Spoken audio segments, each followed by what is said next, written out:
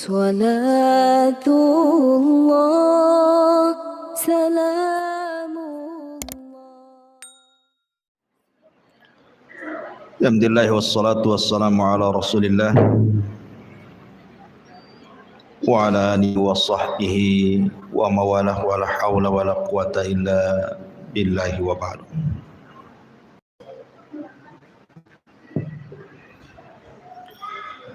Qala Allah azza wa jalla ya ayyuhalladzina amanu taqullaha haqqa tuqatih wa la tamutunna illa wa antum muslimun, amma ba'd.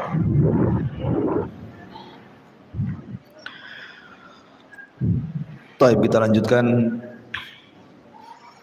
kajian kita, masih membahas kitab Arba'in Nawawi, dan kita masuk pada hadis ke-24. Kita baca hadisnya. An Abi Dzarrin Al-Ghifari radhiyallahu anhu anin Nabi sallallahu alaihi wa ala alihi wasallam fima yarwihi an rabbih azza wa jalla annahu qala. Dari Abi Dzar Al-Ghifari, semoga Allah subhanahu wa ta'ala meridhai beliau, dari Nabi sallallahu alaihi wasallam, beliau meriwayatkan dari Allah azza wa jalla, ya ibadi inni haramtu zulma ala nafsi wa ja'altuhu bainakum muharraman fala tadhalamu. Wahai hambaku, sesungguhnya aku mengharamkan kezaliman atas diriku, dan aku menjadikan kezaliman itu haram di antara kalian, maka jangan saling menzalimi. Ya ibadi, kullukum dhallun illa man hadaituh fastahduni ahdikum. Wahai hamba-hambaku, kalian semua tersesat kecuali orang yang telah aku berikan petunjuk, maka hendaklah kalian minta petunjukku, pasti aku akan menunjukimu. Ya ibadi, kullukum ja'iun illa man at'amtuhu fastat'imuni ut'imkum. Wahai hamba-hambaku, kalian semua adalah orang-orang yang lapar, kecuali orang yang aku beri makan, maka hendaklah kalian meminta makan kepadaku. Ya ibadi, kullukum 'arin illa man kasautuhu fastaqsuni aqsukum. Wahai hamba-hambaku, kalian semua asalnya telanjang, kecuali yang telah aku berikan pakaian kepadanya, maka hendaklah kalian minta pakaian kepadaku, pasti aku akan memberinya. Ya ibadi, innakum tukhti'una bil-laili wan-nahar wa ana aghfirudz dzunuba jami'a fastaghfiruni aghfir lakum. Wahai hamba-hambaku, sesungguhnya kalian berbuat dosa pada waktu siang dan malam, dan aku mengampuni dosa-dosa itu semuanya, maka mintalah ampunan kepadaku, niscaya aku akan mengampuni kalian. Ya ibadi, innakum lan tablughu dharri fatadhurruni wa lan tablughu naf'i fatanfa'uni. Wahai hamba-hambaku, sesungguhnya kalian tidak akan dapat membinasakan aku, dan kalian tidak akan dapat memberikan manfaat kepadaku. Ya ibadi, law anna awwalakum wa akhirakum wa insakum wa jinnakum kanu ala afjari qalbi rajulin wahidin ma naqasa dzalika min mulki syai'a. Wahai hamba-hambaku, di sini Allah Subhanahu wa taala mengatakan, wahai hamba-hambaku, seandainya orang-orang terdahulu dan yang terakhir di antara kalian, sekalian manusia dan jinnya mereka, berada di atas hati yang paling jahat, maka itu semua tidak mengurangi kekuasaanku sedikit pun. Ya ibadi law anna awwalakum wa akhirakum wa insakum wa jinnakum qamu fi sa'idin wahid fasa'aluni fa'a'taitu kulla insanin mas'alatahu ma naqasa dhalika mimma indi illa kama yanqusul mikhyat idza udkhilal bahra.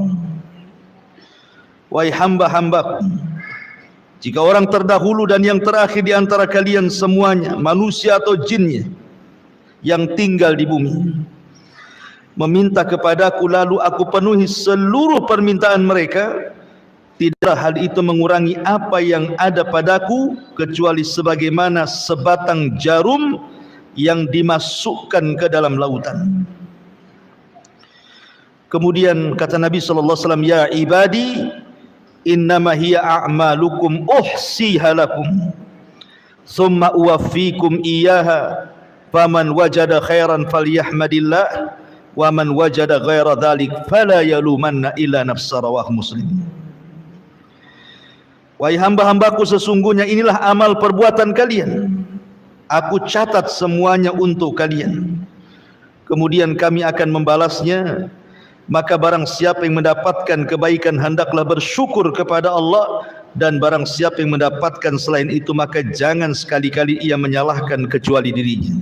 Hadis ini dikeluarkan oleh Imam Muslim. Baik. Ma'asyiral muslimat yang dimuliakan Allah Subhanahu wa taala. Hadis ini disebut dengan hadis Al-Qudsi. Dan para ulama mengatakan sebagai faedah bahwa hadis qudsi itu rata-rata lemah. Rata-rata hadis qudsi itu lemah, kecuali hanya sedikit hadis qudsi yang sahih, di antaranya hadis yang kita baca ini. Dan Imam Ahmad ibn Hanbal rahimahullahu ta'ala mengatakan bahwa hadis ini adalah hadis yang paling baik, yang paling mulia yang diriwayatkan oleh penduduk Syam. Karena rawi-rawi hadis ini semuanya adalah rawi-rawi penduduk Syam, dan ini hadis terbaik mereka.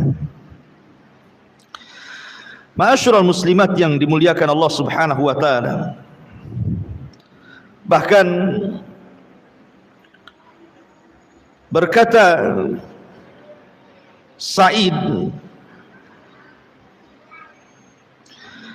qala Sa'id kana Abu Idris Al-Khawlani idza haddatha bihadzal hadits jassa ala rukbatayhi. Jadi Sa'id berkata bahwa dulu ketika Abu Idris Al-Khawlani yang meriwayatkan hadis ini kan Abu Muslim Al-Khawlani.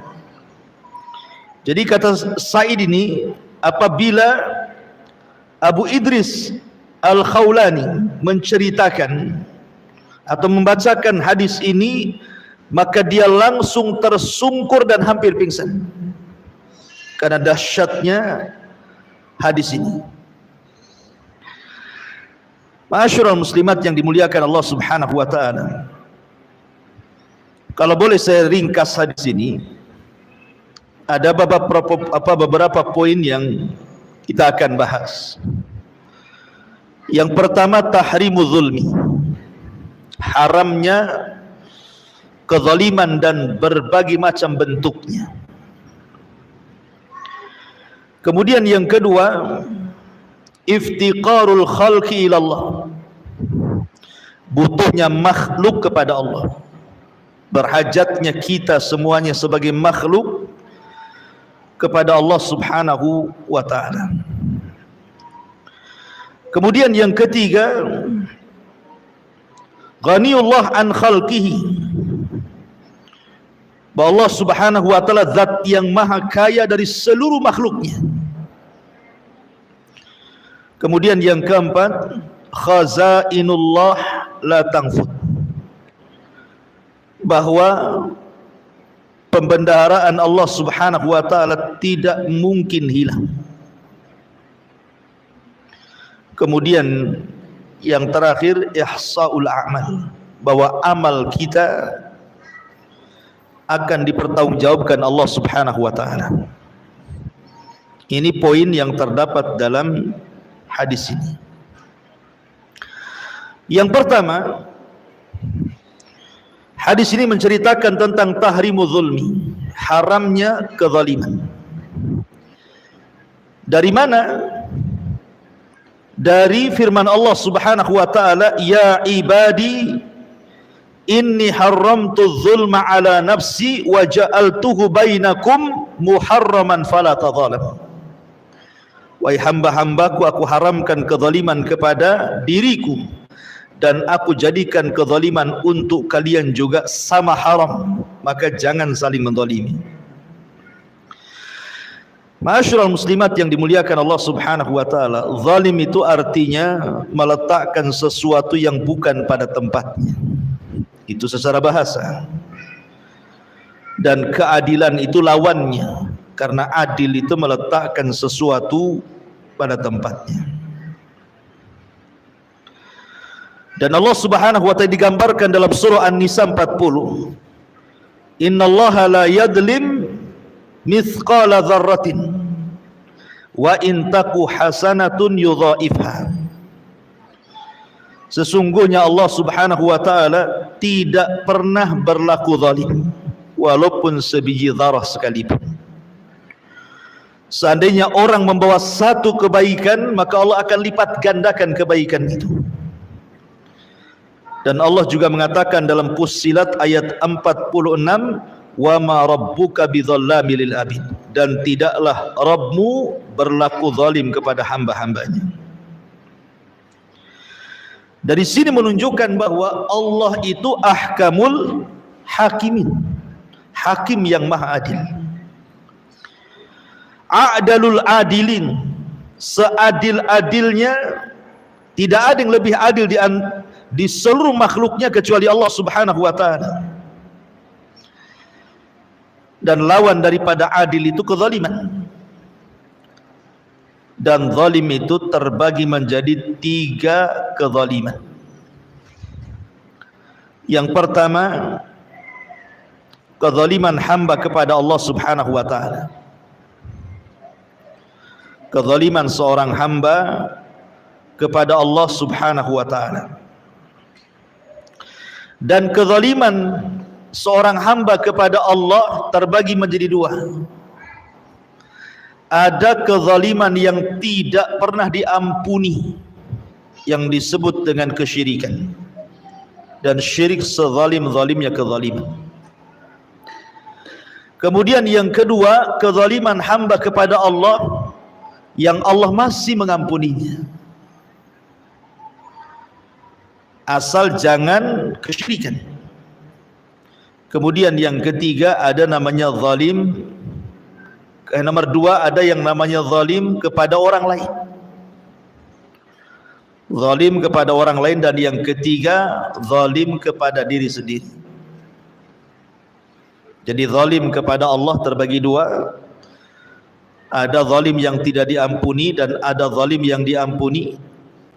Yang kedua zalim kepada orang lain, dan yang ketiga zalim kepada dirinya sendiri.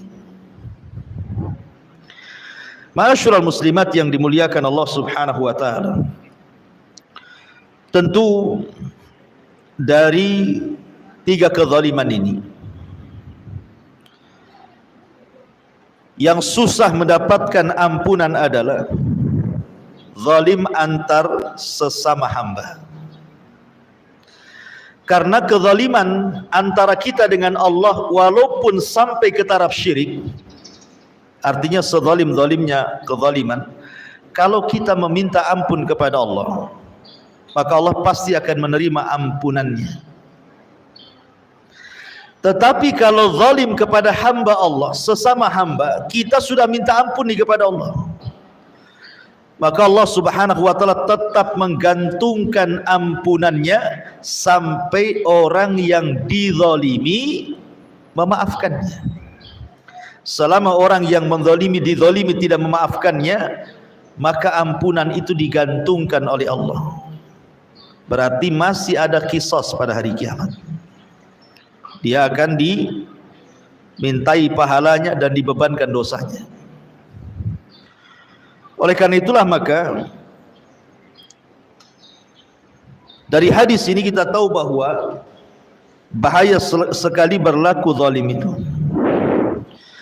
Kenapa demikian? Karena Allah Subhanahu wa taala itu tidak akan lalai dari orang-orang yang melakukan kezaliman. Bahasa orang awam itu Allah tidak tidur. Kalau ada orang disakiti biasanya sudahlah biarkan saja, Allah kan tidak tidur. Bahasa Al-Qur'annya wala tahsabannallaha ghafilan amma ya'malu zalim. Jangan kau sangka Allah itu lalai dari perbuatan orang-orang yang zalim. Sengaja Allah membiarkan sampai pada waktunya Allah akan mengadabnya. Makanya para ulama salaf sangat takut melakukan kezaliman. Sangat takut sekali. Terutama doa-doa orang yang dizalimi. Antara dia dengan Allah itu tidak ada penghalang walaupun dia orang kafir. Walaupun dia orang kafir. Karena kalaupun orang kafir kemudian dia dari pihak yang dizalimi, maka Allah akan berdiri sampingnya. Bukan karena kekafirannya, tapi karena dia orang atau dari pihak yang terzalimi. Dan Allah tidak suka kezaliman. Makanya kenapa Nabi SAW mewanti-wanti Muadz bin Jabal radhiyallahu anhu saat dikirim oleh Rasul ke negeri Yaman. Ketika Nabi SAW kemudian menitipkan pesan soal zakat, soal pengambilan harta zakat, tu'khadhu min aghniyaihim wa turaddu ila fuqaraihim. Kau ambil dari orang kaya mereka kemudian serahkan kepada orang fakir mereka.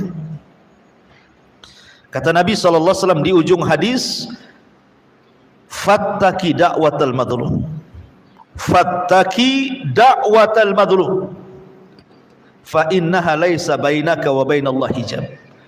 Karena doa orang yang dizalimi melesat ke langit sehingga antara dia dengan Allah tidak ada penghalang.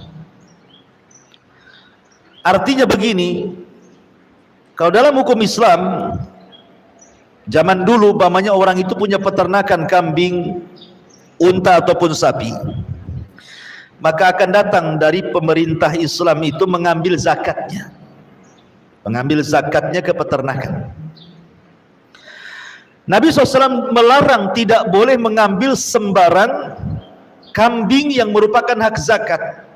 Umpamanya setiap 40 kambing itu satu kambing, zakatnya kan begitu. Setiap 40 kambing berarti dia harus mengeluarkan zakatnya satu kambing. Lah pengambil zakat ini jangan kemudian langsung main ambil saja. Bisa saja kemudian kambing yang main ambil itu mungkin dia pejantan yang memang dihajatkan dalam peternakan untuk perbaikan keturunan kan itu. Atau mungkin dia kambing yang sedang menyusui anak-anaknya. Jadi tidak sembarang main ambil saja. Tapi ambillah yang sedang-sedang saja, tidak terlalu baik, tidak terlalu jelek. Sebab kalau dia asal ambil berarti dia telah melakukan kezaliman. Padahal ini orang ambil zakat nih. Itu saja kata Nabi SAW, fattaki da'watal madlum fa innahu laisa bainahu wa bainallahi hijab. Hati-hati, nanti kalau orang ini terasa dizalimi kemudian berdoa kepada Allah, antara dia dengan Allah tidak ada penghalang. Urusan ngambil zakat saja disuruh hati-hati. Gimana kalau ngambil barang orang, bukan ngambil zakat. Ngambil barang orang itu kan dalam jual beli macam-macam. Entah dengan cara bohong. Oh, harganya nggak dapat di sana. Oh, padahal udah dapat harganya. Oh, untungnya nggak dapat, padahal sudah ada untungnya. Itu kan zalim namanya. Mengambil hak dengan cara berdusta, kan begitu. Atau jelas-jelas dia mengambil itu dengan cara mengurangi takaran, mengurangi timbangan, mengurangi meteran, tadfif, yang Allah Subhanahu wa taala firmankan, wailun lil mutaffifin. Beli jeruk gitu ya, belum di kilo, ibu udah ambil satu. Kalau cocok kilo, kalau tidak cocok udahlah, yang masuk ke perut itu main lewat saja. Nah, itu kan zalim tuh. Ataupun zalim secara umum gitu ya. Seorang ibu menelantarkan anaknya, tidak mendidiknya. Ataupun seorang suami menelantarkan keluarganya. Atau zalim kepada tetangganya. Umpamanya kendaraan main letak saja di depan rumah tetangganya itu. Setiap dia mau masuk rumah susah pula kendaraan kita jogrok di situ. Atau kita naruh sampah, sudah betul tuh memang depan rumah sampah itu. Tapi kemudian ketika kita meletakkan sampah yang bau, tidak segera dibuang, malah kemudian baunya ke tetangganya, zalim juga. Atau ibu punya pohon mangga, dahannya ke tetangganya, lagi buah ibu ambil daunnya pula berserak di depan rumah tetangganya, zalim itu. Kalau sudah tahu ke rumah orang, pangkas. Jangan menyakiti tetangganya, itu zalim juga. Jadi zalim itu menyangkut semuanya. Hati-hati ya. Maka yang seperti ini agak sulit ampunannya, karena walaupun kita sudah jungkir balik minta ampun kepada Allah, tapi kalau orang yang dizalimi belum mengampuni kita, memaafkan kita, masih ada proses di akhirat masalahnya. Ma'asyiral muslimat yang dimuliakan Allah Subhanahu wa taala, ini yang pertama. Allah Subhanahu wa taala ingatkan soal kezaliman. Kemudian yang kedua, Allah Subhanahu wa taala mengingatkan di sini tentang iftiqarul khalqi ila Allah azza wa jalla. Tentang hajatnya makhluk kepada Allah. Kita ini sangat berhajat kepada Allah. Jangan dibalik, Allah berhajat kepada kita. Tidak, Allah tidak berhajat kepada kita. Yang berhajat itu kita kepada Allah. Makanya kemudian Allah Subhanahu wa taala melanjutkan hadis kudusinya. Ya ibadi kullukum dhallun illa man hadaituhu fastahduni ahdikum. Wahai hamba-hambaku, kalian semua tersesat. Kalian semua tersesat. Artinya, ma'asyiral muslimat yang dimuliakan Allah Subhanahu wa taala, manusia ini pada dasarnya sebelum datang petunjuk Allah itu dalam keadaan tidak tahu arah. Bahkan Nabi SAW saja difirmankan oleh Allah, wa wajadaka dhalan fahada, dan aku dapati engkau wahai Muhammad dalam posisi sesat. Maksud sesatnya Rasul bukan sesat yang kita pahami, bukan. Maksudnya sesatnya Rasul itu Rasul tidak tahu cara beribadah karena belum diajarkan ibadah. Dia sudah mentauhidkan Allah. Rasul itu tidak pernah menyembah berhala. Dia bahkan benci dengan berhala-berhala Arab yang disembah orang-orang Arab itu. Dia menyembah Allah itu dengan tafakur saja, melihat kekuasaan Allah. Tetapi kan belum diajarkan bagaimana cara menyembah Allah, bagaimana sholatnya, puasanya, zakatnya, hajinya. Rasul tersesat dalam hal ini. Baru kemudian wa wajadaka dhalan fahada, baru kemudian turun wahyu mengajarkan bagaimana cara menyembah Allah dengan cara sholat, dengan cara puasa, dengan cara zakat, dan begitu seterusnya. Ya.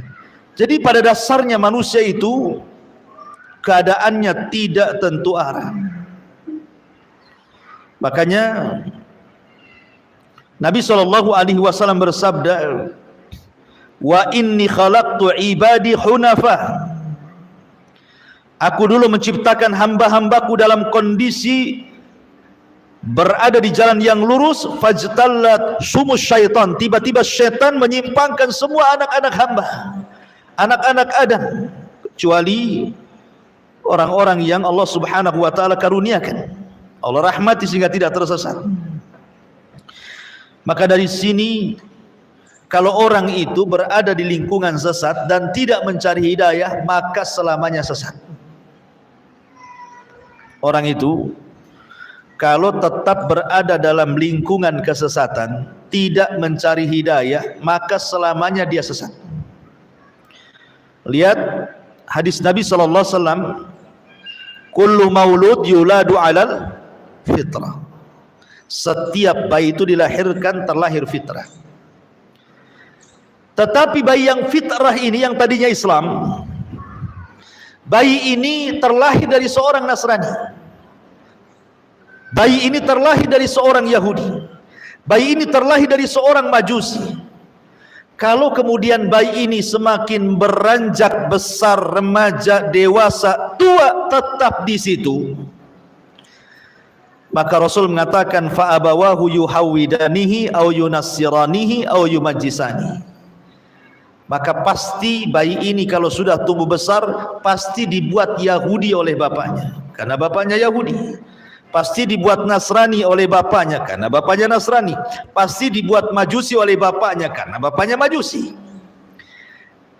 Tapi kalau kemudian dia keluar dari lingkungannya, kemudian mencari kebenaran, pasti dia akan diberikan hidayah Islam. Contoh, di zaman sahabat ada seorang sahabat namanya Salman Al-Farisi radhiyallahu anhu. Salman Al-Farisi. Salman Al-Farisi ini dulunya Majusi, ya karena memang bapaknya Majusi, dan bapaknya itulah yang berusaha untuk menjaga api supaya tidak padam. Suatu hari bapaknya sibuk, akhirnya meminta Salman untuk mewakili dia ke kebun. Berangkatlah Salman ke kebun. Rupanya tidak sampai ke kebun, di tengah jalan ada gereja. Maka dia masuk ke gereja itu, kenalanlah dengan seorang pendeta. Kemudian dia melihat bagaimana ibadahnya orang Nasrani. Dari sini ditimbang-timbang, kok masih baik Nasrani dibandingkan Majusi, kata Salman. Dari situ dia tertarik untuk masuk Nasrani. Ketika dia kemudian pulang, dimarahi sama ayahnya, bahkan dirantai. Dan dikatakan bahwa agama Majusi jauh lebih baik dibandingkan Nasrani. Tapi Salman sudah masuk hidayah Nasrani, sehingga dia lari. Kemudian dia meminta rujukan kemana dia harus pergi. Akhirnya dari gereja itu dirujuk supaya jauh ke negeri orang. Di sana ada padri, ada pendeta yang kuat ilmunya. Kau belajar di sana. Rupanya dia sampai di situ dan belajar. Rupanya Allah takdirkan meninggal pendetanya. Kemudian belajar ke pendeta lain, meninggal lagi. Belajar ke pendeta lain, meninggal lagi. Sampai yang terakhir, rupanya itu tahun kemunculan Nabi. Pendeta ini mengatakan bahwa kau harus berangkat ke negeri yang di situ penuh dengan pohon kurma. Tunggu di situ. Nabi itu akan sampai negeri itu, katanya. Akhirnya kemudian dia berusaha untuk sampai ke negeri tersebut, numpang kafilah yang dari Syam ke Arab. Rupanya oleh kafilah dagang itu malah diperbudak, dijadikan budak, dijual ke orang Yahudi Madinah. Tetapi justru dengan cara itulah setelah Rasul hijrah dari Mekah ke Madinah, Salman mendengar bahwa ada orang ngaku Nabi. Dia teringat dengan ramalan pendetanya. Akhirnya kemudian dia pun mencocokkan tanda-tanda kenabian yang diceritakan pendetanya dengan Rasul sallallahu alaihi wasallam, dan semuanya ada pada Nabi. Sejak itulah dia masuk Islam. Jadi hidayah itu dicari. Kalau dia tetap bersama bapaknya, ya selamanya jadi Majusi, kan begitu ya. Makanya kenapa ketika kita membaca Al-Fatihah itu dalam setiap solat kita minimalnya 17 kali dalam sehari itu, kalimat ihdinas siratal mustaqim itu apa sih maknanya? Kita kan selalu dalam salat ihdinas siratal mustaqim siratal ladzina an'amta alaihim ghairil alaihim waladhdallin. Apa sih makna ihdina itu? Kata para ulama, makna ihdina itu 3. Satu artinya sabitna. Ya Allah, tetapkanlah hidayah yang sudah kau berikan kepada. Makna yang kedua, zidna. Ya Allah, tambah. Bukan hanya tetapkan, tambah lagi hidayah itu. Kemudian makna yang ketiga, fima sayati. Ya Allah, berikan hidayah bukan hanya hari ini saja, tetapi juga ke masa-masa yang akan datang, tetaplah saya di atas hidayah.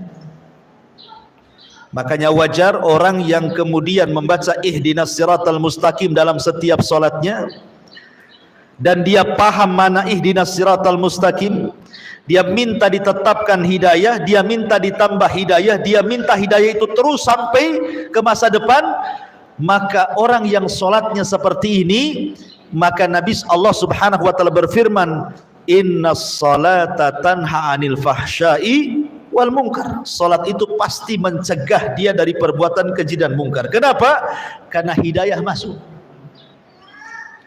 Berarti orang yang habis salat masih melakukan perbuatan keji dan mungkar, jangan-jangan dia tidak serius ketika membaca ihdinas siratal mustaqim.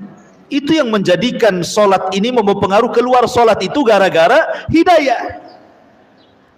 Makanya ketika baca Fatihah itu di sini ditekankan ini ihdinas siratal mustaqim, supaya Allah berikan hidayah kepada setiap orang yang solat itu. Ya. Jadi di sini yang kedua, bahwa kita sangat berhajat kepada hidayah. Dan orang yang sudah dapat hidayah, ibu ya, seperti orang sudah dapat Islam itu sudah hidayah. Tetapi ada yang lebih menguatkan hidayah Islam. Apa itu? Sunnah. Makanya Imam Ahmad, ketika dikatakan kepada Imam Ahmad, man mata alal Islam mata ala khair.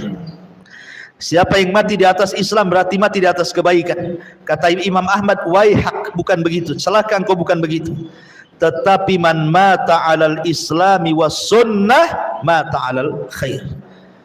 Tetapi orang yang meninggal di atas Islam dan juga sunnah baru dikatakan mati di atas kebaikan.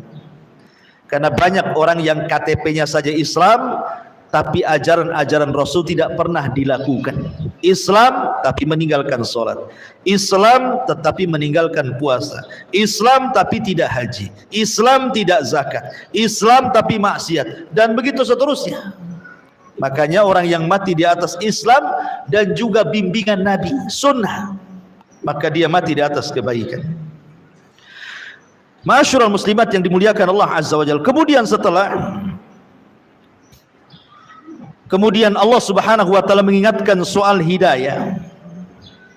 Berarti Allah hendak mengingatkan kepada kita soal keyakinan agama. Hidayah itu kan berkaitan dengan agama. Sekarang berpindah soal urusan dunia.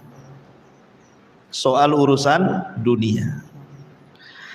Allah Subhanahu wa taala mengatakan soal urusan dunia ini, ya ibadi, kullukum ja'in illa man at'amtuhu fastat'imuni ut'imkum. Ya ibadi kullukum 'arin illa man kasautuhu fastaqsuni uqsikum atau aqsukum. Wahai hambaku, kalian semua itu lapar, kecuali orang yang kuberi makanan. Maka minta makanan itu dariku, maka aku akan berikan makanan untuk kalian. Dulu loh ya wahai hambaku, kalian ini telanjang, tidak berpakaian. Aku yang memberikan pakaian kepada kalian, maka mintalah pakaian kepadaku, kuberikan pakaian untuk kalian. Di sini Allah Subhanahu wa taala ingatkan dua perkara. Pertama soal makanan, yang kedua soal pakaian, karena dua perkara ini yang dihajatkan manusia. Dua perkara ini yang dihajatkan manusia kan. Orang makan enggak berpakaian disangka gila. Ya kan? Orang berpakaian tak makan mati juga. Makanya dua perkara ini dihajatkan oleh manusia. Semua manusia berhajat kepada dua perkara ini. Makan dan juga pakaian. Kalau orang bisa makan, ada pakaian, nikmat hidupnya. Satu saja kurang, bermasalah hidupnya. Dan dua-duanya datang dari Allah Subhanahu wa ta'ala, maka minta kepada Allah. Ibu makan apa, Bu? Makan nasi. Nasi dari mana? Dari biji padi. Biji padi dari mana? Ya dari tangkai padi. Tangkai padi tumbuh dari mana? Balik lagi ke biji padi. Kan itu ya. Sekarang ada biji padi, kita tanam nih depan rumah di pot. Siapa yang menumbuhkan biji padi itu? Allah. Makanya pekerjaan yang paling tawakal itu petani. Taruh, tunggu. Itu petani itu. Ditaruh, disiram, ditunggu. Lain dengan penjahit, sudah ada bahannya, umpamanya beli bahan, ditaruh, ya tetap saja nggak jadi celana dia. Ditaruh jadi baju, enggak dikerjakan kan. Kalau biji main lempar saja, apalagi negeri subur, dilempar saja biji itu, tahu-tahu tumbuh. Loh, siapa yang numbuhkan dia? Walaupun tidak semua biji tumbuh, tapi kita bisa melihat yang tumbuh. Pertanyaannya, siapa yang membuat dia tumbuh? Kalau bukan karena Allah Subhanahu wa ta'ala. Ya. Maka kenapa kemudian Allah Subhanahu wa ta'ala berfirman, "Falyanzuril insan ila ta'ami." Hendaklah manusia melihat, merenungkan makanan yang dimakan. Tahu enggak kalau makanan itu berasal dari Allah? Allah yang menumbuhkan semua makanan. Semua makanan yang kita makan itu kembali kepada tumbuhan kan? Ibu mau makan roti, mau makan apa, itu bahan-bahannya balik ke tanah tuh. Pakaian juga sama. Emang pakaian kita ini dari mana? Kalau bukan dari tumbuh-tumbuhan? Oh, sutra ada pakai ulat. Ulat pun makan itu juga dari tumbuh-tumbuhan, dari tanah juga kan begitu ya. Semua kembali ke tanah yang Allah tumbuhkan. Dari sini bahwa Allah ingatkan bahwa yang menyediakan makanan untuk kita, yang menyediakan pakaian untuk kita itu Allah, gitu maksudnya dalam hadis ini ya. Jadi kita diingatkan, kita ini sangat berhajat kepada Allah, sangat iftikar, berhajat kepada baik urusan dunia kita, termasuk juga urusan agama kita, dan semua akan ditanya di hadapan Allah.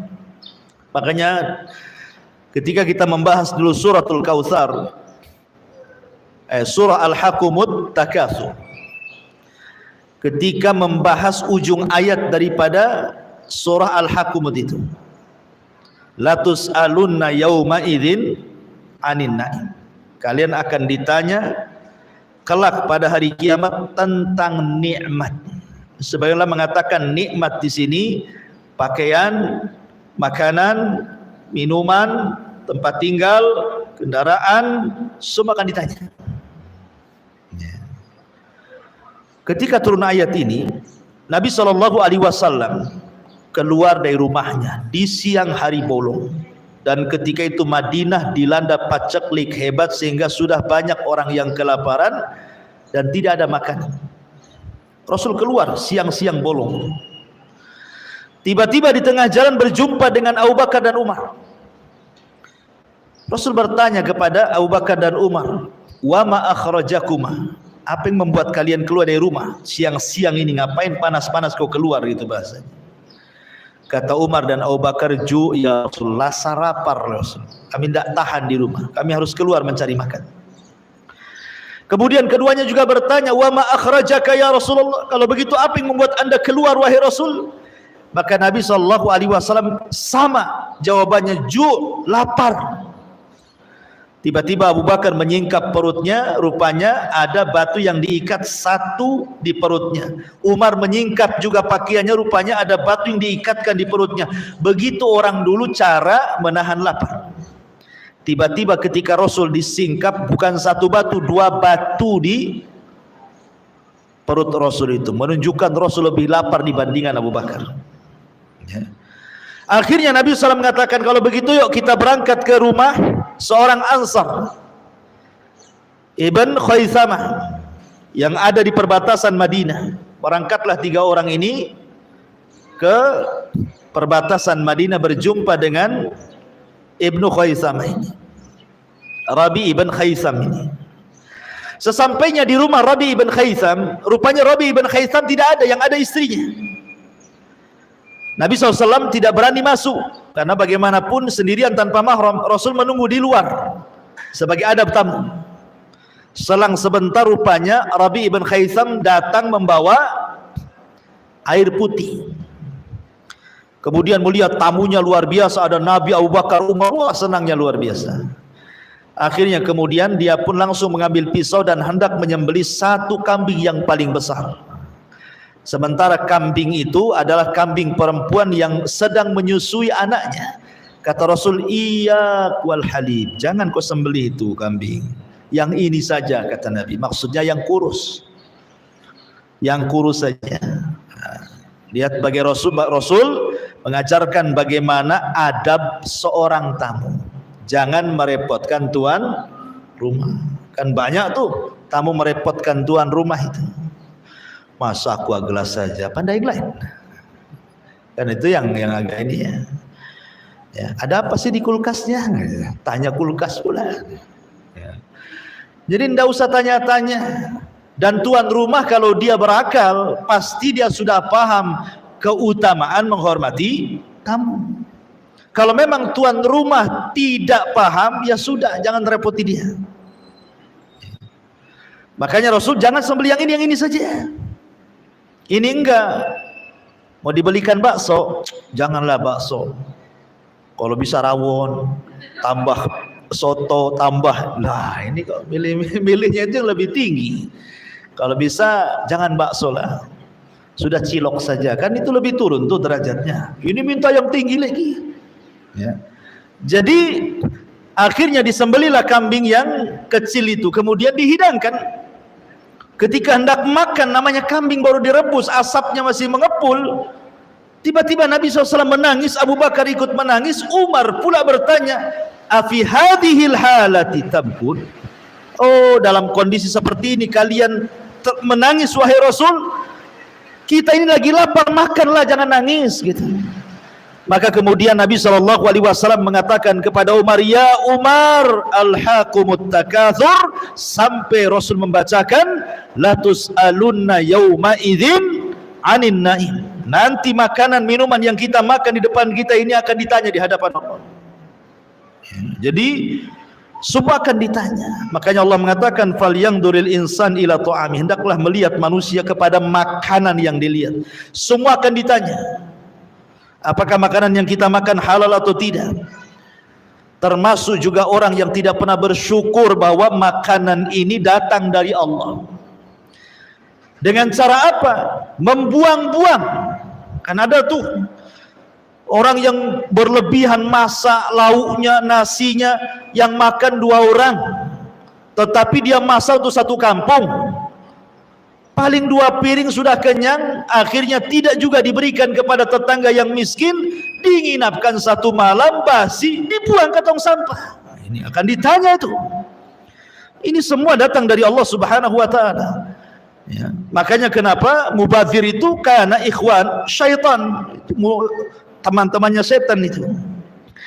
Ini kemudian diingatkan soal 2 perkara yang penting, soal makanan dan juga soal pakaian. Kemudian di sini baru diingatkan tentang kekayaan Allah Subhanahu wa taala kepada makhluknya. Atau diingatkan soal ampunan, bahwa kita berhajat kepada Allah. "Ya ibadi innakum tukhti'una bil-laili wan-nahar." Subhanallah. Kalau Allah Subhanahu wa taala mengatakan begini, Bu, "Wahai hamba-hambaku, kalian ini selalu melakukan dosa siang dan malam." Harusnya bahasa ini bahasa yang menakutkan. Karena bahasa ini pasti setelahnya adalah azab yang akan turun. Contoh begini, Bu. Ibu punya anak. Anak ini bandel, disuruh-suruh tak mau. Kemudian ibu mengatakan, "Wahai anakku, kamu ini siang malam tidur saja. Disuruh ini tak mau, disuruh itu tak mau. Siang malam kau malas. Kira-kira Bu, ibu akan membiarkan anak itu atau ibu akan menghukumnya? Pasti akan menghukumnya. Kalau sudah kelamaan kan pasti menghukumnya kan gitu. Entah diusir dari rumah, entah dimakinya kan begitu ya, entah dipukulnya. Artinya bahasa-bahasa seperti ini, engkau ini telat siang malam, pasti akan datang hukuman tuh. Jadi ketika kita mendengar kalimat ini, wahai hambaku kalian ini selalu berbuat dosa kepadaku siang malam, harusnya terpikir akan datang hukuman dari Allah Subhanahu wa taala. Tetapi laisa kamitslihi syai'un, Allah itu tidak sama dengan hambanya. Kalau seorang anak berbuat jahat siang malam kepada orang tua, pasti ada waktu-waktu limitnya di mana orang tua akan membalas. Pasti itu. Tapi Allah Subhanahu wa taala justru mengagetkan semua alam dunia. Malah mengatakan wa ana aghfiru dzunuba jami'ah. Tapi walaupun kalian berlaku dosa kepadaku siang dan malam, tenang, aku ampuni dosa kalian. Kan enak tuh. Coba ya. Allah mengakui dosa kita, tapi Allah juga menyiapkan ampunannya. Ini kan luar biasa rahmat Allah kepada kita. Ini tidak ada pada seorang hamba. Kalau ada orang menyakiti kita terus-terusan, sampai kapan kita memaafkan dia kan itu? Bahasanya pasti sabar juga ada ujungnya. Pasti kita emosi juga lah. Tapi Allah Rahim. Rahmatnya mendahului murkanya. Kasih sayangnya Allah kepada hamba jauh lebih kasih sayang seorang ibu kepada anaknya. Ma'asyiral muslimat yang dimuliakan Allah Azza wa Jalla. Maka di sini wa ana aghfiru dzunuba jami'a fastaghfiruni aghfir lakum. Maka mintalah ampun. Kapan-kapan pun kalian minta ampun, ku ampuni. Lihat bagaimana Allah Subhanahu wa taala membuka ampunan selebar-lebarnya. Ada orang yang berusia 100 tahun datang kepada Nabi, orang kafir musyrik. Semua dosa sudah dilakukan dia. Namanya orang tua pasti pengalaman dalam dosa. Kalau anak muda kan tidak pengalaman dalam dosa. Dia sedang mencoba dosa. Tapi orang tua itu sudah pengalaman dosanya. Sehingga orang ini datang kepada Rasul mengatakan, ya Rasulullah, inni fa'altu dzamban 'azima. Lau wuzi'at ala ahli al-qaryati lawasi'atkum. Aku melakukan banyak kali dosa Rasul. Kalau ku bagi-bagikan di dosa ini ke kampung, sebuah negeri, cukup untuk mengadab mereka. Kata orang ini mengatakan, halli minat taubah Rasul, ada enggak di agamamu taubat orang sepertiku ini? Maka Nabi SAW mengatakan, atashhadu alla ilaha illallah wa anni rasulullah. Maukah kau mengatakan bahwa aku bersaksi tidak ada sesembahan yang berhak disembah kecuali Allah dan aku utusan Allah? Kalau engkau mengucapkannya, fal Islam yahjubu ma qablah. Islam itu menutupi dosa sebelum Islam. Oh, senang dia. Maka dia langsung mengatakan, asyhadu alla ilaha illallah wa asyhadu annaka rasulullah. Maka Rasul mengangkat kedua tangannya mengatakan, alhamdulillah badalallahu sayyiatihil hasanat. Segala puja dan puji hanya milik Allah. Allah telah menggantikan keburukan dia, semua sudah jadi baik. Karena Islam itu menghancurkan dosa sebelumnya, sebagaimana taubat menghancurkan dosa sebelum taubat. Jadi di sini menunjukkan bahwa banyak-banyak bertobat kepada Allah Azza wa Jalla karena kita dicap melakukan dosa siang dan malam. Kalau ada orang mengatakan saya tidak pernah berbuat dosa, dustakan ucapannya. Setiap manusia itu pasti berbuat dosa.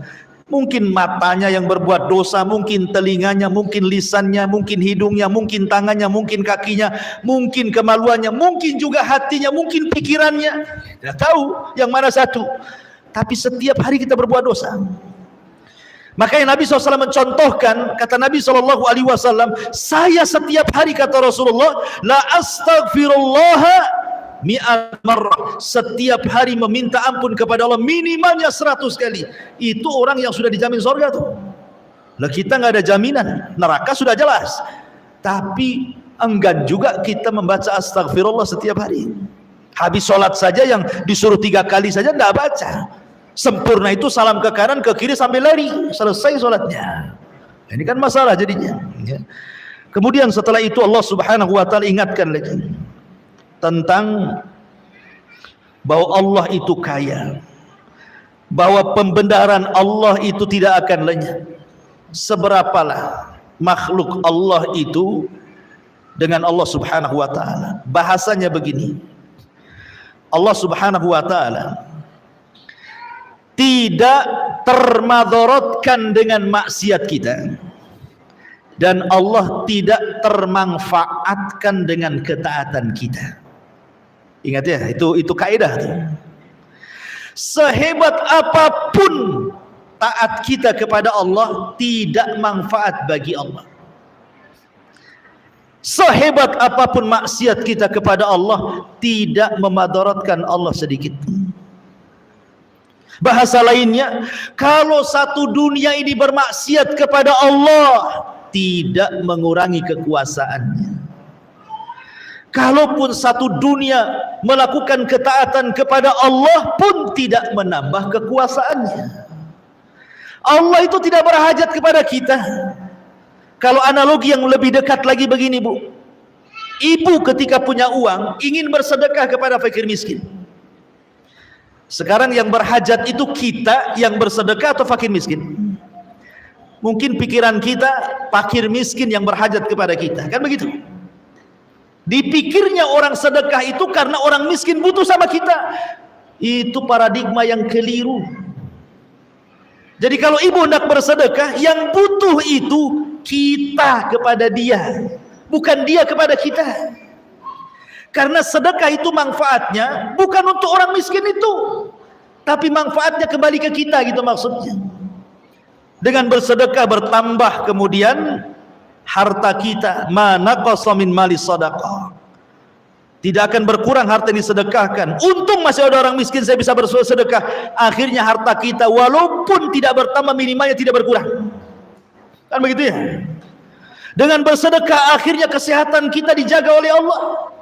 Kalau tidak ada orang miskin yang kita sedekahkan, mungkin kita sudah sakit-sakitan. Dengan sedekah Allah buatlah kita sembuh penyakitnya. Minimalnya walaupun tidak ada penyakit, ataupun tidak disembuhkan penyakitnya, yang ada tidak ditambah penyakitnya.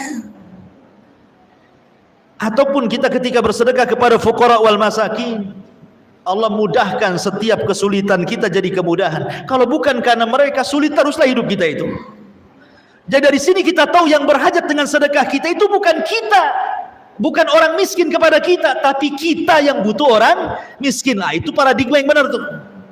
Seperti itulah, bahwa sehebat apapun kita taat tidak menjadikan manfaat bagi Allah, sehebat apapun orang maksiat tidak pula memadaratkan Allah. Perhatikan di sini. Allah Subhanahu wa taala mengatakan, ya ibadi, innakum lan tablughu dhurri fatadhurruni walan tablughu naf'i fatanfa'uni. Allah Subhanahu wa taala mengatakan, wahai hamba-hambaku, sesungguhnya kalian tidak akan dapat membinasakan aku, dan kalian tidak akan dapat memberikan manfaat kepadaku. Sehebat apapun kita taat, tidak manfaat bagi Allah. Sehebat apapun maksiat, tidak memadaratkan Allah. Artinya ketaatan itu kembali kepada kita. Sebagaimana maksiat juga dampaknya akan kembali kepada orang yang bermaksiat. Itu maksudnya. Kemudian Allah mengatakan, ya ibadi, lau anna awwalakum wa akhirakum wa insakum wa jinnakum kana ala atqa qalbi rajulin wahid minkum ma zada fi mulki syai'an. Ya ibadi, lau anna awwalakum wa akhirakum wa insakum wa jinnakum kanu ala afjari qalbi rajulin wahid ma naqasa dzalika min mulki syai'an. Kalau satu dunia Mulai dari yang hidup pertama siapa? Adam, sampai yang terakhir nanti yang kena trompet sangkakala Israfil. Sekarang Bu, orang yang hidup di permukaan bumi tidak lebih banyak daripada orang yang dikubur di dalam bumi.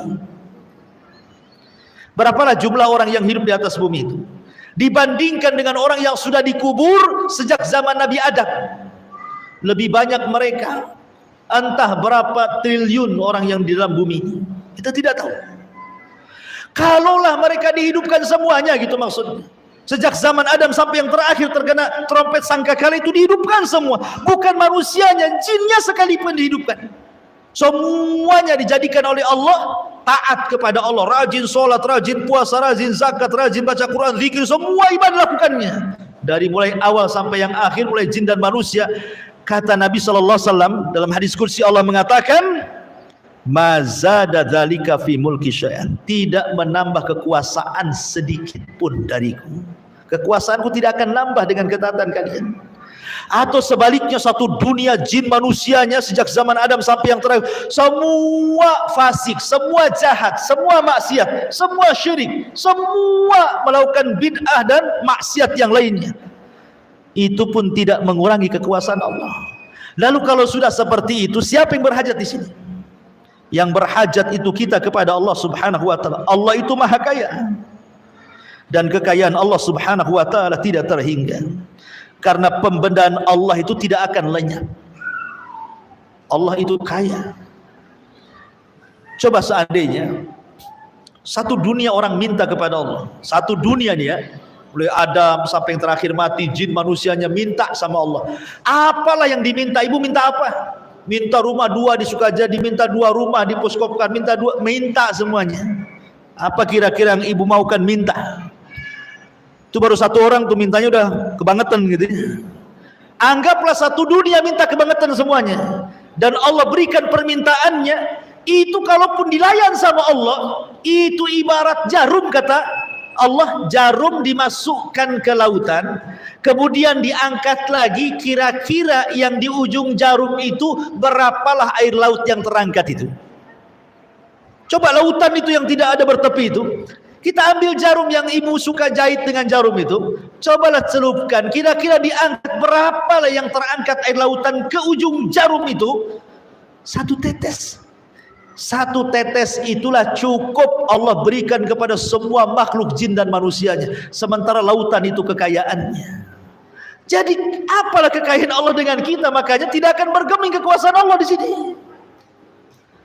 Ini saja masih nggak yakin bahwa Allah sekaya itu, sehingga tidak datang, masih juga datang ke dukun, masih merasa dukun lebih hebat dibandingkan Allah. Datang ke paranormal dan mengatakan paranormal jauh lebih bisa mendatangkan kekayaan dibandingkan Allah. Karena tidak paham tauhid, tidak paham hadis ini. Allah itu kaya, yang dibagi-bagikan satu dunia saja cuma satu tetes di ujung jarum. Itu pun untuk orang yang awal, termasuk Qarun juga di situ, sampai orang yang terakhir. Ma'asyiral muslimat yang dimuliakan Allah Azza wa Jalla. Jadi luar biasa, perhatikan di sini Allah mengatakan, ya ibadi law anna awwalakum wa akhirakum wa insakum wa jinnakum qamu fi sa'idin wahidin fasa'aluni fa'ataitu kulla insanin mas'alatahu ma naqasa dhalika mimma indi illa kama yanqusul mikhyat idza udkhilal bahra. Wahai hambaku, kalaulah seandainya orang yang akhir, yang awal, manusia, jinnya, mereka berkumpul di satu tempat meminta kepadaku dan aku berikan setiap permintaannya, tidak akan mengurangi kecuali seperti jarum yang dicelupkan ke lautan kemudian diangkat, lihat hasilnya. Dan yang terakhir, walaupun demikian, bahwa semua akan dicatat di hadapan Allah. Allah ingatkan ini bahwa ada pertanggungjawaban kita di dunia ini. Ada pertanggungjawaban kita di dunia. Artinya semua yang kita lakukan, semua yang kita ucapkan, semua yang kita yakini di dunia, semua yang kita biarkan dan begitu seterusnya, semua akan ditanya di hadapan Allah. Sehingga Allah tutup kalimatnya dalam hadis kursi ini, ya ibadi innama hiya a'malukum uhsiha lakum thumma uwaffikum iyyaha faman wajada khairan falyahmadillah wa man wajada ghaira dzalik fala yalumanna illa nafsah. Wahai hambaku, Sesungguhnya inilah amal perbuatan kalian. Aku catat semuanya. Tidak ada yang berkurang, semua akan dicatat. Setiap hembusan nafas kita akan dicatat. Makanya Allah mengatakan, wa may yalfidu min qaulin illa ladaihi raqibun atid. Tidaklah satu ucapan kecuali pasti dicatat malaikat raqib dan atid. Semua dicatat, semua dibukukan dan akan ditanya di hadapan Allah Subhanahu wa taala. Maka